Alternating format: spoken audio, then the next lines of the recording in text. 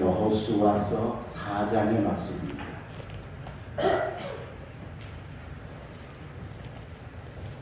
여호수아서 4장 1절에서 9절까지의 말씀입니다. 한 절씩 우리 교독하는데 제가 먼저 1절을 읽습니다. 여호수아서 4장 1절에서 9절입니다. 그 모든 백성이 요단을 건너가기를 마침에 여호와께서 여호수아에게 말씀하여 이르시되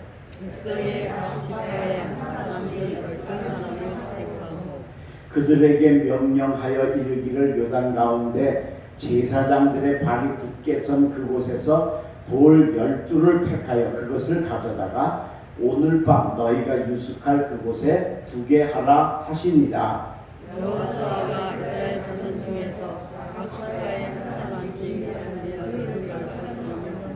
그들에게 이르되 요단 가운데로 들어가 너희 하나님 여호와의 궤 앞으로 가서 이스라엘 자손들의 지파 수대로 각기 돌 한 개씩 가져다가 어깨에 내라. 그것이 너희 중에 표징이 되리라. 후일에 너희의 자손들이 물어 이르되 이 돌들이 무슨 뜻이냐 하거든. 그들에게 이르기를 요단물이 여호와의 언약궤 앞에서 끊어졌나니 곧 언약궤가 요단을 건널 때에 요단물이 끊어졌으므로 이 돌들이 이스라엘 자손에게 영원히 기념이 되리라 하라 하니라. 이스라엘 자손들이 여호수아가 명령한 대로 행하되 여호와께서 여호수아에게 이르시기로 이스라엘 자손들의 지파의 수를 따라 요단 가운데에서 돌 12를 택하여 자기들이 유숙할 곳으로 가져다가 거기에 두었더라. 다 함께 봉독합니다. 여호수아가 또 요단 가운데 곧 언약궤를 맨 제사장들의 발이 선 곳에 돌 12를 세웠더니 오늘까지 거기에 있더라. 아멘. 오늘도 수요 예배에 오신 우리 사랑하는 독립교회 성도 여러분, 하나님의 큰 은혜와 축복이 함께 하시기를 주의 이름으로 축원합니다. 얼마나 더운지, 왜 그렇게 더운 거예요 도대체? 어떻게 잘 살고 계신 거예요? 아유 정말 그렇지 않게 힘든데 너무 덥고 거기다가 또 비가 자주 와가지고 참 힘든 우리가 날을 지나가는데 오늘도 말씀의 큰 은혜로 위로받고 힘 얻으시기를 간절히 바랍니다. 이스라엘 백성이 출애굽을 해서 광야를 지나서 드디어 요단강을 건넜습니다. 이제 요단강을 건너면 이제 가나안입니다. 가나안 땅에 들어가는 겁니다. 근데 이제 제사장들이 그 언약궤를 메고서 요단강에 들어가니까 그때가 장마철이어서 이 요단강 물이 막 강둑까지 막 넘어갈 정도로 굉장히 수량이 많을 때인데 무릎에 제사장들이 그 무릎에 물이 차니까 요단강이 쫙 갈라지는 겁니다. 그래서 제사장들이 들어가서 요단강 가운데 있고 이스라엘 백성들이 요단강을 쫙 건너서 드디어 이제 가나안 땅에 들어가게 됩니다. 근데 그때 하나님께서 여호수아에게 무슨 명령을 내렸냐면 그 제사장들이 강 한가운데 지금 언약궤를 메고 서 있잖아요. 거기에서 돌을 12개를 취해가지고 그거를 메고 가서 오늘 저녁 너희들이 유숙할 텐트 칠 곳에 갖다가 두라 하는 명령을 하나님께서 내리시는 겁니다. 근데 그게 한 번만 아니고 성경에 보면 두 번, 그러니까 요단강에 한 번 12돌로 기념물을 쌓고 그걸 또 가지고 가서 저 길갈이라는 곳에 또 그 기념물을 쌓는 두 가지 일을 두 번씩이나 하게 하나님께서 명령을 내리시는 겁니다. 자, 요단강 이제 건너가면 바로 건너편이 여리고성입니다. 이스라엘 저 가나안 땅 중에서 제일 큰 성, 제일 강한 그 성이 있는 곳이 바로 여리고성입니다. 바로 적을 앞에다 두니까 해야 될 일이 가면 엄청 많은 겁니다. 근데 그 모든 걸 놔두고 하나님께서 돌멩이를 취해서 기념물을 삼으라 하고 명령을 내리셨다는 거예요. 이게 뭘 의미합니까? 가나안에 들어가면 이렇게 살아라 하고 하나님께서 명령하시는 명령이 바로 이 속에 담겨져 있다라고 합니다. 우리가 지난 주일에 우리 광복기념주일로 지켰습니다. 우리가 38년 동안 일제에게 나라를 빼앗기고 36년이죠. 뺏기고 있다가 그 다음에 나라를 찾게 하시는 축복을 주신 그 정말 귀하고 아름다운 건데 이제는 거의 이제 7, 80년이 지나니까 이제 뭐 그 감동이나 그런 게 옛날만 하지 못하다 보니까 뭐 당연한 줄 아는 겁니다. 근데 이게 바로 우리에게 있어서는 우리 한국 사람들에게 있으면 여기 가나안이죠. 여기서 우리가 어떻게 살아야 될까? 뭘 하고 어떻게 살아야 될까? 어떤 방향을 가지고 살아야 될까를 오늘 성경이 오늘 가르쳐 주신데 이거 잘 우리도 행해서 이스라엘이 가나안을 가서 소유해서 그걸 누리고 살아야 되는데 참 사실 이스라엘이 그걸 못했거든요. 그게 오늘 하나님이 주신 명령을 잘 안 지켜서 그렇습니다. 우리도 하나님 주신 광복의 기쁨과 나라를 주신 은혜를 잘 누릴 수 있도록 오늘 가나안에 들어가서 해야 할 일이 뭔가 세 가지로 배워서 행하시는 여러분 되시길 주의 이름으로 축원합니다. 제일 첫 번째로 해야 되는 게 뭐냐? 첫째는 하나님 중심의 삶을 살아야 된다라고 하는 겁니다. 그게 이 첫 번째 하나님의 명령이십니다. 자, 하나님이 요단강에서 돌을 취해서 그것을 유숙할 곳에 갖다 두라 그렇게 명령하십니다. 자, 오늘 본문 2절입니다. 여호와 백성의 각 지파에 한 사람씩 12사람을 택하고 그들에게 명령하여 이르기를 요단 가운데 제사장들의 발이 굳게 선 그곳에서 돌 12를 택하여 그것을 가져다가 오늘 밤 너희가 유숙할 그곳에 두게 하라 하십니다. 그랬어요.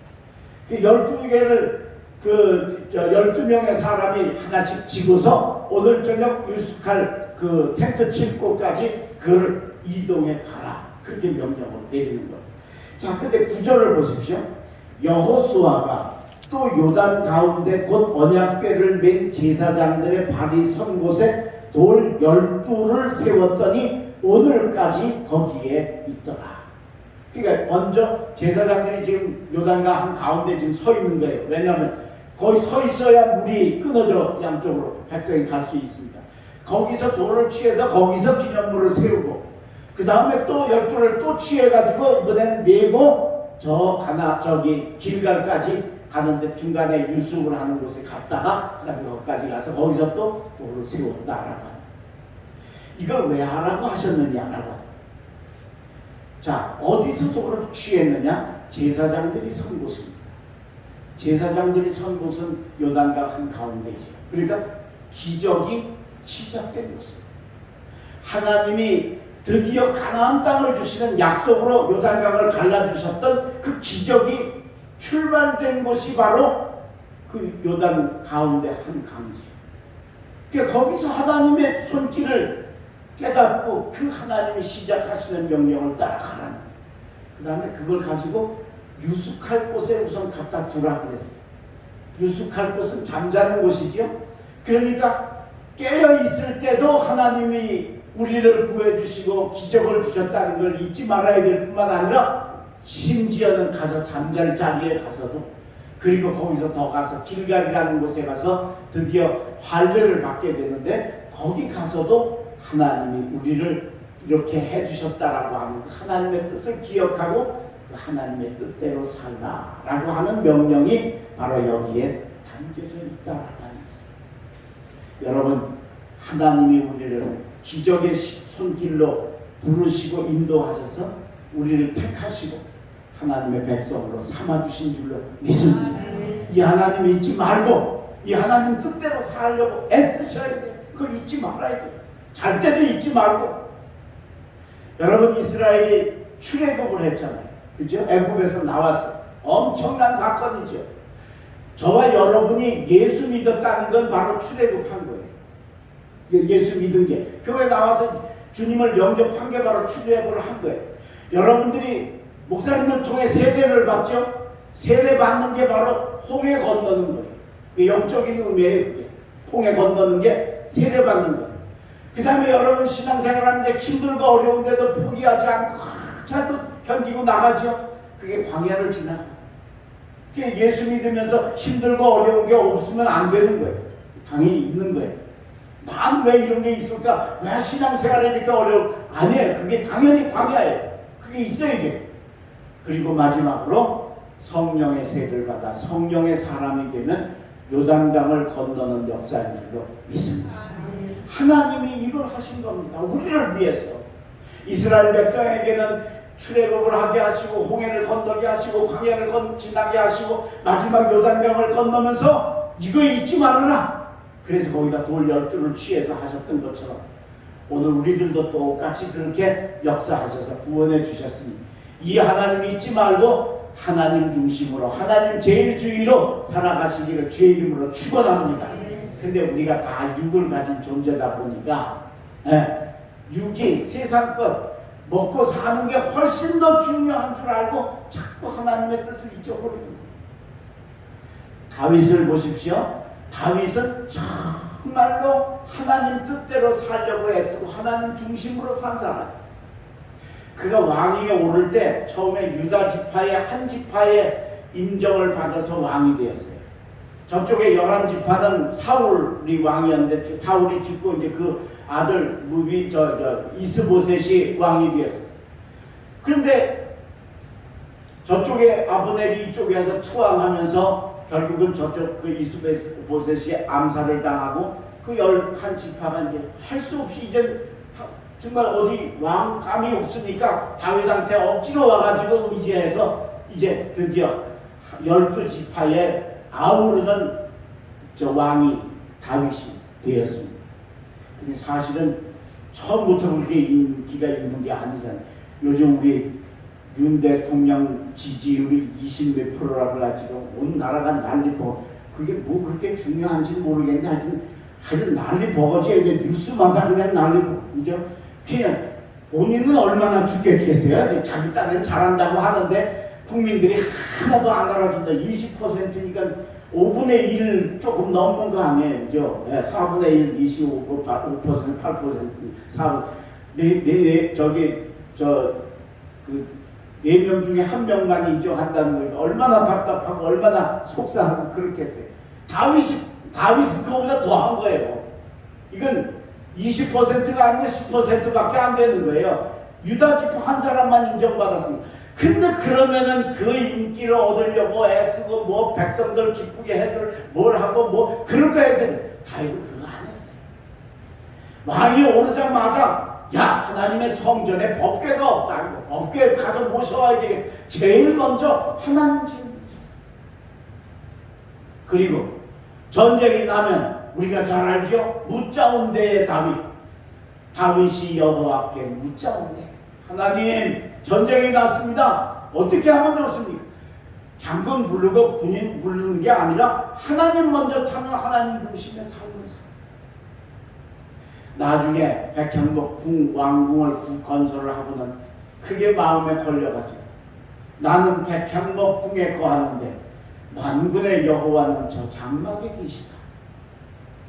자기가 성전을 건축하고 싶어서 안타까워서 뭘 하든 아무리 좋은 자리에 있어도 제일 먼저 하나님 중심, 하나님 우선으로 사니까 하나님이 그 다윗을 축복하셨어요.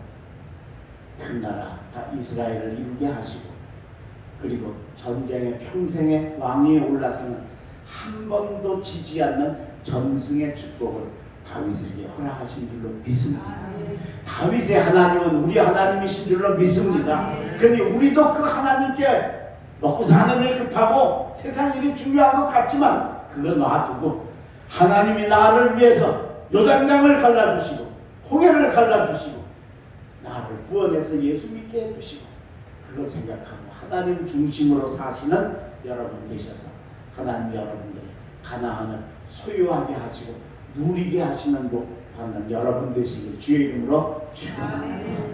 두 번째 오늘 이 사건을 통해서 하나님이 하고 싶으신 두 번째 우리가 가나안에서 행할 삶은 뭐냐? 어깨에 매는 삶을 살아야 된다. 어깨에 매는 삶. 오늘 본문 5절입니다. 그들에게 이르되 요단 가운데로 들어가 너희 하나님 여호와의 궤 앞으로 가서 이스라엘 자손들의 지파수대로 각기 돌 한 개씩 가져다가 어깨에 매라. 뭐 요만한 돌은 아니었을 거예요. 그죠? 그 기념물을 12개를 세워서 이렇게 탑 같은 걸 하려면 제법 좀 큰 걸 가져야 되는 그 돌을 가지다가, 그래서 그 우선은 먼저는 요단강 그 가운데다 쌓고 두 번째 소유한 건 들고서 유숙할 곳까지 이제 가는 겁니다. 그러다 거기 가서도 또 가야 되니까 길갈까지 가면 꽤 멉니다. 그러니 뭐 조그만 돌이 아니었을 거고 다 어깨에 맬 정도로 굉장히 무겁고 큰 돌이었을 거라는 거예요. 근데 그 돌을 수레에 실어갈 수도 있잖아요. 나귀에 실어갈 수도 있잖아요. 나귀 옆에 이렇게 해가지고 해서 붙들어 매서 싣고 갈 수도 있잖아요. 그럼 얼마나 편해요? 얼마나 쉬워요? 얼마나 빨리 가요? 그 하나님이 모르셔서 그러셨을까요? 그것보다는 돌 어깨에다 메고 가는 게 훨씬 더 쉽고 좋을 것 같아서 하나님이 그러셨을까요? 아니죠. 여기에 열쇠가 있는 거예요. 우리 신앙생활, 우리의 삶, 우리의 마음, 발걸음 속에서 우리가 정말 하나님이 원하시는 길은 뭐냐? 어깨에 메는 삶이다. 우리는 사실상 좀 편한 걸 좋아합니다. 요즘엔 얼마나 편한 시대를 우리가 살아갑니까? 진짜 편리한 시대를 살아가잖아요. 그죠? 네. 그런데 그렇게 편리한 걸 추구하다 보면 신앙생활도 자꾸 편리한 걸 원하게 되어집니다. 조금만 힘들면 안 하려고 그래요. 저는 목회하면서요, 11월 말쯤 되면 제일 싫어요. 왜? 교인들이 하나둘씩 찾아와가지고 목사님 성가대가 힘들어요. 그럼 내년엔 쉰대요. 목사님 저기 속장 내년에는 안 할래요. 목사님 교사 저 내년에는 안 할래요. 그런 사람들이 몇 명씩 온단 말이에요. 그런 사람들 만나면 얼마나 마음이 답답하고 속상한지. 하겠다고 하는 사람이 많아야 되는데 안 하겠다고 하는 사람이 많으니까. 근데 사실은 하나님은 그거 힘들고 어려운 거를 감당하는 걸 원하시는 줄로 믿습니다. 그래서 오늘 수레 싣고 가라고 안 하시는 거예요. 어깨에 메고 가라고 하시는 거예요. 어깨에 메가는 건 뭐냐? 내 수고, 내 땀, 내 노력, 내 마음, 내 간절함, 그게 담겨 있는 신앙생활을 하는 게 가나안을 누리는 길이고 가나안을 소유하는 길인 줄로 믿습니다. 여러분 신앙생활하다 좀 힘들면 벗어나고 싶지, 그만두고 싶지, 안 하고 싶지. 그럴 때 여러분 그걸 감당하시기를 바랍니다. 왜? 하나님은 어깨에 메는 걸 원하십니다. 그래서 광야가 있는 겁니다. 신앙생활을 하면 예수 믿으면 복받고 그냥 잘되고 형통하고 아니에요. 그런 부분도 있지만 그것 말고도 또 어려운 일이, 그런 걸 누릴 수 있는 어려운 발걸음이 있다는 거예요. 다윗이 왕위에 올라서 제일 먼저 한 일이 법궤를 모셔오는 일을 했어요. 왜 법궤를 모셔오는 일을 했느냐면 이스라엘이 블레셋하고 전쟁을 하게 됐는데 그 전쟁을 하려고 하면서 그 블레셋하고 전쟁을 하는데 이길 자신이 없는 거예요. 그래서 생각하기를 우리 조상들이 그 법궤를 메고 요단강을 들어가면 요단강이 갈라지고 법궤를 메고 저 여리고를 13바퀴를 돌면 여리고가 무너지고 그랬으니 우리도 법궤 가지고 나가자. 그래서 법궤를 성전에 있는 걸 들고 나온 거예요. 근데 그건 뭘 의미하느냐 하면 법궤 뒤에 계신 하나님을 믿는 게 아니라 법궤를 믿는 거예요. 하나님을 믿어야 되는데 법궤를 물건을 믿은 거예요. 그게 하나님이 안 도와주시는 거예요. 그게 전쟁에 졌어요. 전쟁에 지고 법궤는 뺏기고 엘리 제사장은 목이 부러져서 죽고 저 아들들도 다 죽고 난리가 났어요. 그 법궤가 블레셋에 갔는데 블레셋 사람들이 이 법궤 소문을 옛날부터 들어서 알고 있잖아요. 그러니까 그거를 자기네들 신전인 다곤 신상 앞에 갖다 놓은 거예요. 다음날 가보니까 다곤 신전이 앞으로 넘어져가지고 목이 부러지고 박살이 나고 온 나라에 전염병이 돌아서 살 수가 없는 저 법궤 때문에 돌려보내자. 그래서 수레에 실어가지고 이스라엘을 되돌려줬어요. 뺏어갔다가 되돌려줬어요. 그 베세메스라는 곳에서 인수를 해가지고 거기서 기럇 여아림이라고 하는 곳에 갔다가 법궤를 놔두고 거기서 수십 년 방치가 되어 있었어요. 근데 믿음 좋은 다윗이 왕위에 올라가지고 성전에 보니까 하나님의 언약궤가 없는 거예요. 언약궤가 없는 건 우리 요즘으로 비슷한 같은 적은 아니지만 비슷한 비유를 들자면 강대상이나 십자가 없는 거하고 같은 거예요. 교회가. 그러니까 다윗이 이건 말도 안 된다. 법궤 모셔와라. 그래서 그게 어디 있냐? 기럇 여아림에 지금 수십 년째 방치되어 있습니다. 가서 모셔오더라. 그래서 우사라는 사람을 시켜서 법궤를 모셔오게 합니다. 우사가 깃발부대 수백 명하고 브라스 밴드 저기 음악 연주대 가고 해서 수백 명을 데리고 기럇 여아림에 가서 드디어 법궤를 모셔 나오는데 이 우사가 믿음이 없는 거예요. 여기서 예루살렘이 얼마나 먼데 법궤가 이거보다 좀 더 커요. 이 정도면 이걸 여러분 사람이 맨다고 생각을 해요. 얼마나 힘들겠어요. 이걸 메고 1km만 가도 죽을 지경인데 이 예루살렘까지는 수십 킬로란 말이에요. 그러니까 블레셋 사람도 수레에다 실어서 보냈으니까 우리도 수레에 실어가자 편하게. 그래서 수레에다가 실어가지고 끌고 가는. 그런데 소들이 이게 하나님 마음에 안 드시는 거예요. 이게 하나님 뜻이 아니니까. 그러니까 소들이 갑자기 가다 길이 넓어지니까 잘 걸어가다 말고 갑자기 뛰기 시작하는 거예요. 소들이. 그 뛰니까 수레가 비포장 도로니까 막 털털털털 될 거 아니에요. 그 법궤를 묶어놓지도 않고 얹어만 놨는데 감히 어떻게 하나님 법궤를 묶어요. 그러니까 그냥 놔뒀죠. 그게 털털거리고 떨어지겠으니까 우사가 떨어지지 말라고 가서 붙들었어요. 자기가 책임자니까. 떨어져서 깨지면 큰일 나잖아요. 그래서 붙들었더니 하나님께서 너 왜 그걸 네가 손을 대느냐. 그리고 그 자리에서 치셔서 마치 전기에 감전된 사람처럼 좀 쓰러져 죽었어요. 사람이. 그러니 이 법궤를 누가 무서워서 만지겠어요. 우사가 나쁜 짓 한 것도 아니고 보호하려고 했는데 죽었잖아. 그게 법궤를 아무도 만질 수가 없는 거예요. 그때 오벳에돔이라고 가드 사람 오벳에돔이라고 하는 사람이 저거는 하나님의 법궤를 수레에다가 싣고 갔기 때문에 저기 저렇게 해서 그래요. 저건 어깨에 매야 된다. 누구 나 좀 도와달라. 그래서 몇 사람의 도움을 받아서 오벳에돔이 자기 어깨에 메고 자기 집으로 모셔갔어요. 아까 우사는 만져도 죽었는데 오벳에돔은 어깨에 맸는데도 끄떡이 없는 거예요. 그래서 집을 모셔가서 승달을 했었어요.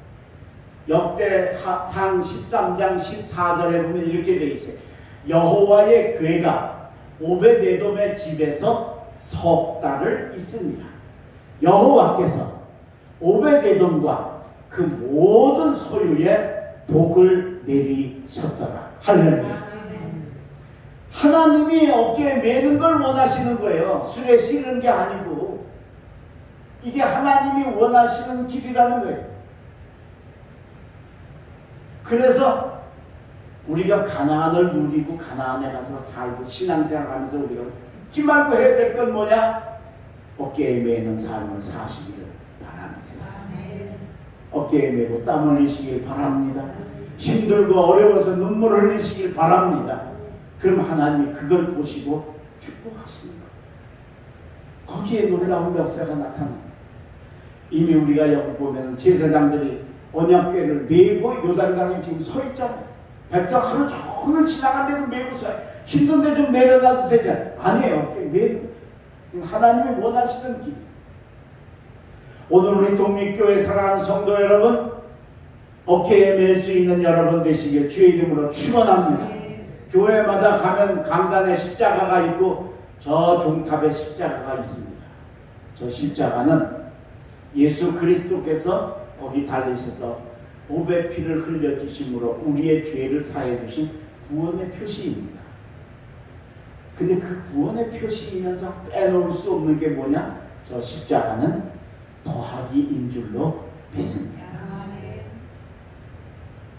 더하기. 사탄은 어떻게 하든지 인간들을 붙여가지고 나누고 쪼개는 일만 해요. 빼는 일만 해요. 그런데 하나님의 사역은 뭐냐? 더하기. 십자가 더하기. 구원의 표시이면서 빼기가 아니고 더하기. 근데 여러분, 저 십자가를 여러분의 어깨에 매면 더하기가 곱하기가 될 줄로 믿습니다. 그렇죠? 저걸 어깨에 이렇게 내보세요. 왜냐면 이렇게 된 것이 이렇게 매어지니까 곱하기로 바뀌어지고 2 더하기 3은 5지만 2 곱하기 3은 6이 되는, 이 숫자가 많아지면 많아질수록 차이가 엄청나죠. 오늘 우리 독립교회를 여러분 어깨에 매셔서 저 십자가를 매시듯이 매셔서 곱하기의 교회, 더하기 교회가 아니라 곱하기 교회로 만드시는 여러분 되시길 주의 이름으로 축원합니다. 이게 바로 우리가 걸어가야 할 가나안의 길인 겁니다. 그리고 그 길 가면 하나님의 가나안을 소유하게 하시고 누리게 하시고 그리고 그것을 축복으로 만들어가게 하시는 역사를 허락해 주시는 줄로 믿습니다. 마지막 세 번째, 우리가 가나안에 가서 해야 될 세 번째 일은 뭐냐? 감사의 삶을 살아야 된다라고 합니다. 자, 오늘 보면 6절과 7절입니다. 자, 이걸 왜 하느냐? 그러니까 여호수아가 그걸 이제 저들에게 설명을 해주는 거예요. 6절, 이것이 너희 중에 표징이 되리라. 후일에 너희 자손들이 물어 이르되 이 돌들이 무슨 뜻이냐 하거든 그들에게 이르기를 요단물이 여호와의 언약궤 앞에서 끊어졌나니 곧 언약궤가 요단을 건널 때에 요단물이 끊어졌으므로 이 돌들이 이스라엘 자손에게 영원히 기념이 되리라 하라 하니라. 할렐루야. 이 요단강이 여기서 이 언약궤가 서 있는 곳에서 바로 요단강이 끊어지고 드디어 광야길을 마치고 가나안을 주셨다는 거예요. 이걸 영원히 기념하고 영원히 잊지 말고 하나님께 감사하라 라는 의미가 바로 이 가나안에 들어가서 우리가 해야 될 삶이고 길이다 라고 하는 것입니다.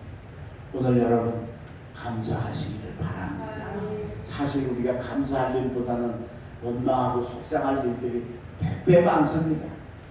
근데 사실은 그렇지만은 따져보면 감사할 일도 절대로 적지 않다는 말입니다. 근데 우리가 감사할 건 자꾸 잊어버리고 자꾸 원망하고 불평하고 힘들 것만 생각을 하니까 삶이 감사가 사라지게 돼요. 근데 여러분 우리가 감사해야 된다. 왜? 감사하지 않으면 가나안을 받았는데 누리지를 못하는, 소유를 못하는 거예요. 하나님이 암만 구원을 해주셔도 그걸 축복을 누리고 살아야 되잖아요. 가졌는데 다 뺏기는 겁니다. 다 잃어버리는 겁니다. 이스라엘이 그 역사를 우리에게 증명합니다. 제가 성지순례를 가서 이집트에서 이제 그 시내산을 지나서 예루살렘으로 가는 그 가나안 향해 가는 그 여정을 그렇게 똑같이 이렇게 가는 것 같았어요. 가면서 많은 은혜도 많이 받고 깨달은 게 너무 많아. 야, 이스라엘 사람들이 그 광야에서 왜 그렇게 불평을 했는지 그게 이해가 되더라고요. 그게 왜? 저는 에어컨 나오는 버스 타고 가는데도 얼마쯤 가니까 실증 나고 짜증 나고 답답하고 그래요. 근데 거기를 40년을 걸어갔으니 얼마나 힘들었겠어요. 아무것도 없어요. 빨간 산하고 그냥 흙밖에 없어요. 진짜. 예. 어쩌다 가다가 시띠나무 하나 있어요. 아카시아, 그 광야 아카시아 나무죠. 그 나무가요, 조그마해서 우리나라에서는 한 6, 7년만 자라면 저 정도 되겠다 싶은 게 500년 됐어요. 그 물 없는 데서 살려니까 1년에 요만큼씩 자라는 거예요. 그러니까 몇백 년 돼야 겨우 그런 게 어쩌다 한 그릇씩 이끄는 관장식. 그런데 하나님께서 거기를 지나가면서 너희를 젖과 꿀이 흐르는 가나안 땅에 주시겠다고 그랬잖아요. 젖이 뭐냐? 양의 젖을 물론 의미해요. 또 한 가지는 가나안에 가면 물이 넉넉합니다. 여기 광야에 비하면, 우리나라에 비하면 아주 적어지만 광야에 비하면 가나안은 진짜 물이 넉넉합니다. 가나안은요, 이스라엘에 가면 그 가이사라 지역에 가면 폭포도 있어요. 그 물 귀한 나라에 폭포가 있어요. 너무 신기해요. 그러니까 그게 그 양의 젖과 물 넉넉한 걸 가리켜서 하나님이 젖과 그 다음에 두 번째 뿔이 흐르는 땅이라. 뿔은 뭐냐? 이스라엘에 가면 대추야자 농장이 곳곳에 많이 있습니다. 그 대추야자 농장의 야자 열매가 그 대추만 해요. 우리나라. 근데 우리나라 대추보다 조금 더 커요. 근데 이게 한 나무에 막 수백 개씩 이렇게 달리는, 얼마나 탐스러운지 몰라요. 그런데 그 대추야자를 제철에 다 익었을 때, 제대로 익었을 때 먹으면요, 먹어보면 진짜 그 꿀에다가 이렇게 담궜다가 먹는 것 같아요. 그렇게 달아요. 그러니 여러분, 광야에 살다가 가나안에 와서 매일 대추야자 한 개씩 먹으면 주여 감사합니다, 하나님 감사, 그래야 되잖아요. 근데 이스라엘 사람들이 그걸 안 했어요. 가나안에 들어가자마자 가나안 문화에, 이방 신상에 빠졌어요. 우상 숭배하고 죄 짓고 하나님 떠나. 그래서 나중에는 성전 안에까지, 므낫세라는 왕이 성전 안에까지 우상을 갖다가 세우는 죄를 지으면서 결국은 하나님이 참다 못해서 남북왕국을 다 멸망시키시고 무려 2000년 동안 나라가 없는 가나안 땅을 잃어버리는 민족이 되게 하셨다. 그리고 여러분, 그 사이에 여러분 잘 아시죠? 나치에게 유대인들이 800만 명이 가스실에 끌려가서 죽는 그 비참한 걸. 왜? 젖과 꿀이 흐르는 땅을 주셨으면 감사하고 기억하고 살아야 되는데 이걸 안 하고 우상 숭배하고 사는 거 하나님이 다 뺏어버리십니다. 우리도 감사하지 않으면 우리의 구원을 빼앗을 수 있으시다는 걸 잊지 마시기를 바랍니다. 그리고 우리가 감사하면 하나님을 감동시키실 줄로 믿습니다. 우리 저 손자들 7살, 5살 때 그 아빠가 이제 연애 참석하려고 1년에 한 번씩 중국에서 들어오면 같이 들어와요. 그때 저는 얼마나 좋은지 몰라요. 손주들 보니까 얼마나 좋은지. 이놈들이 오면 제일 좋아하는 게 뭐냐면 서울대공원에 그 동물원에 가는 걸 그렇게 좋아해요. 그 동물원도 말이 안 돼서 그때 동물원이에요. 동물원. 할아버지 동물원 가요. 할아버지 동물원 가요. 그래요. 그럼 뭐 제가 동물원에 갈 이유가 뭐가 있겠어요, 그죠? 그런데 이 손주들 때문에 애들 데리고 가는 거예요. 가면 얼마나 좋아하는지 몰라요. 그냥 뭐 소리 지르고 반가워하고 그러면서 좋아요. 그 구경 마치고 이제 다 나오면 이제 차 있는 주차장으로 이렇게 손을 잡고서 이렇게 걸어가면 둘째 녀석이, 큰 놈은 안 그래요. 큰 놈은 안 그러는데 둘째 녀석이, 할아버지 오늘 동물원 구경시켜 주셔서 너무 감사해요. 5살짜리가 여러분 그래 당연히 할아버지가 해주는 줄 알지, 그죠? 네. 근데 글쎄 이건 시킨 것도 아니고 엄마가 하라고 한 것도 아니야. 근데 이게 지가 너무 고맙고 감사하니까 그 2번을 데려갔는데 2번 다 그렇게 하더라. 근데 그 감사 얘기를 제가 들을 때요, 가슴이 절렁하고 아주 그야말로 정말 가슴에 그 감격의 충격이라는 게 지금 10년이 지난 지금도 그걸 생각하면 감동이 오는 거예요. 오늘 저와 여러분이 하나님 앞에 감사하면 하나님의 마음을 이렇게 감동시키실 줄로 믿습니다. 그뿐만이 아니고 하나님이 그 감사하는 자에게 주시는, 우리는 그냥 가만히 그 손자가 그렇게 감사하면 그래 그걸로 끝나지만, 그렇죠? 뭐 10,000원짜리 하나 더 주는 것 정도 할지는 모르지만 우리 하나님은 전능하신 하나님이십니다. 오늘 우리 삶의 감사를 잃어버리지 마시기를 바랍니다. 그래서 오늘 이 제사장들이 선 곳에 강물이 멈춰서서 우리가 건너오고 이거 평생 기억하고 잊지 말고 감사해라 하고 명하십니다.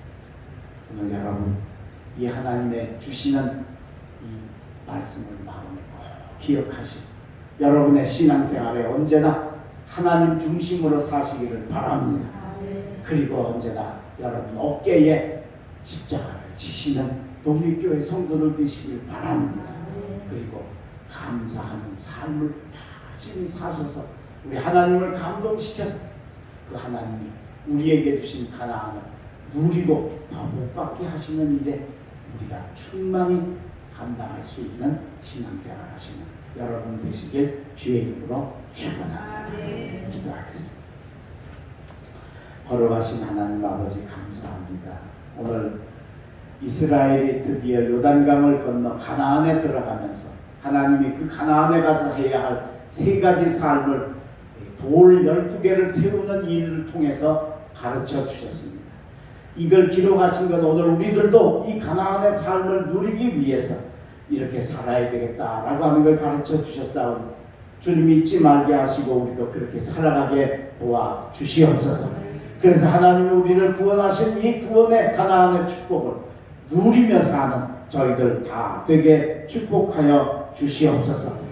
하나님 중심의 삶을 살게 하여 주셔서 뭐라든지 제일 먼저 하나님 먼저 생각하는 삶을 살게 하여 주시옵시고 돌을 어깨에 매라고 명하신 하나님의 뜻을 기억하며 편하고 쉽게가 아니라 힘들고 어렵게 신앙생활을 감당해 나가며 우리에게 주신 저 십자가를 내 어깨에 매어서 더하기를 곱하기로 바꾸는 우리들의 삶이 되게 인도하여 주시옵소서. 뿐만 아니라 주님 감사하는 삶 살게 하여 주셔서 감사는 그 하나님을 감동시키는 최고의 능력임을 깨닫고 우리도 날마다 감사하여 하나님께 영광을 돌리는 우리들의 삶이 되게 하여 주시옵소서. 오늘 아름다운 예배를 드리고 깨닫고 돌아가는 발걸음마다 하나님 가서 행하는 삶 그리고 그것을 이루어 가나안을 누리는 삶으로 축복하시고 인도하여 주옵소서. 연일 계속되는 무더위와 우기 속에 하나님 건강으로 지켜주시고 코로나의 어려운 때이지만 하나님 우리들을 보호하시고 인도하시고 축복하여 주시옵소서. 돌아가는 발걸음 지켜주실 줄로 믿고 예수 그리스도 이름으로 감사하며 기도하옵나이다. 아멘.